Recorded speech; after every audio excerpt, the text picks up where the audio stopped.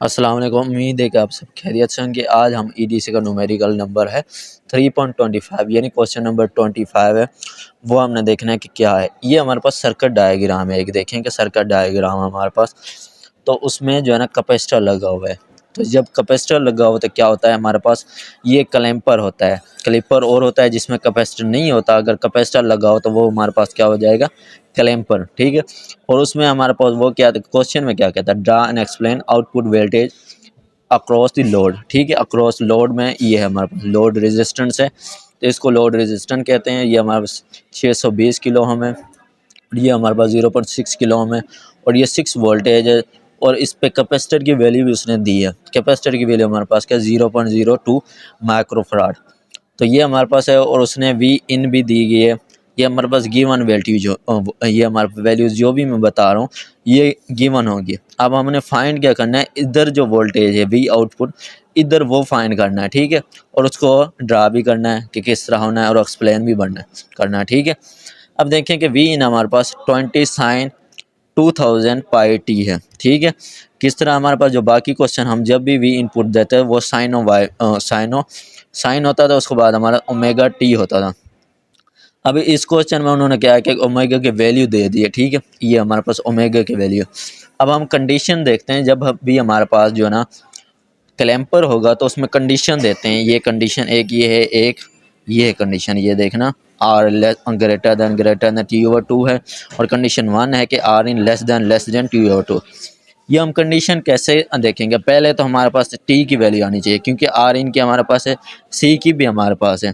तो हमारे पास सी जो है ना, इधर हमारे पास T over two, R L की भी हमारे पास है, और सी की भी वैल्यू है। तो हमने फाइंड क्या करनी है, फाइंड हमने क्या करनी है कि टी हमारे पास नहीं है, और टी हम कैसे फाइंड करेंगे। अब देखिए ओमेगा हमारे पास इक्वल होता है 2 पाई एफ के, ठीक है। 2 पाई एफ के इक्वल होता है, तो ये हमारे पास ओमेगा की वैल्यू आ जाएगी, जो हमारे पास ये है omega is equal 2000 pi T. तो उसके बाद हम ये वैल्यू पुट कर देंगे, और 2 पाई एफ। अब ये 2 पाई इधर जाकर डिवाइड हो जाएगा, फ्रीक्वेंसी से हमारे पास 1000 हर्ट्ज आ जाएगी, और इसको किलो में कर देंगे 1 किलो हर्ट्ज, ठीक है, हो गया।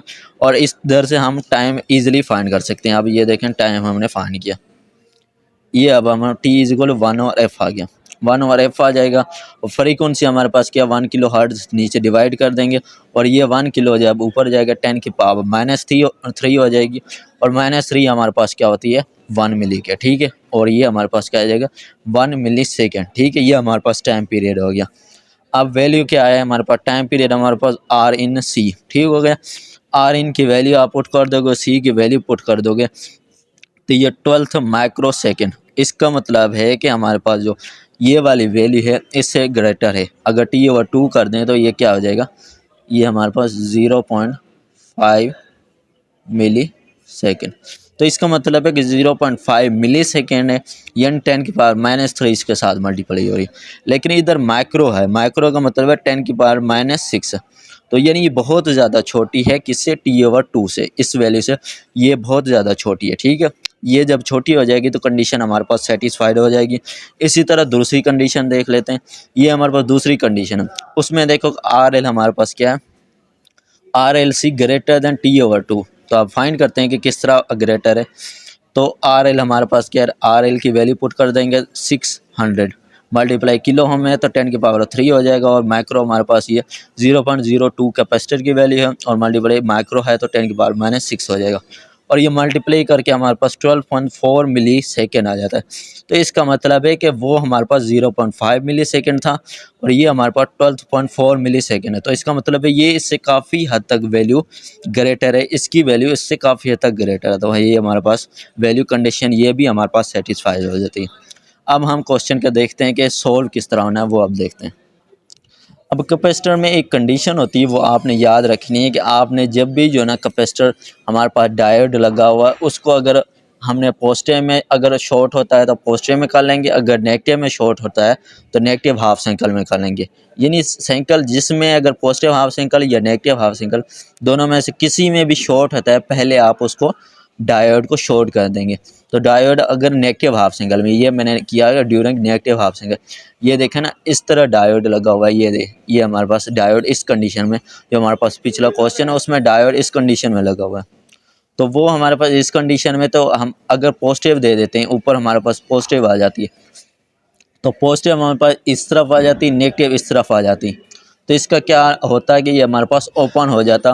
तो इसकी वजह क्या है वो मैं इस वजह से बता रहा हूँ कि क्योंकि अगर पॉजिटिव देते हैं ये ओपन हो जाता है, इससे हमारे पास कैपेसिटर पर जो वोल्टेज है वो हम फाइंड नहीं कर सकते। कैपेसिटर पर वोल्टेज फाइंड करने के लिए पहले हम डायोड को शॉर्ट कर देंगे, तो ये हमारे पास शॉर्ट हो जाता है।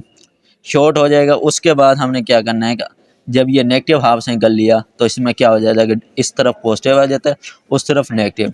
ये भी पॉजिटिव हो जाएगा एनोड वाली साइड, नेगेटिव कैथोड वाली साइड, तो शॉर्ट हो जाएगा, ये हमारे पास शॉर्ट हो जाएगा।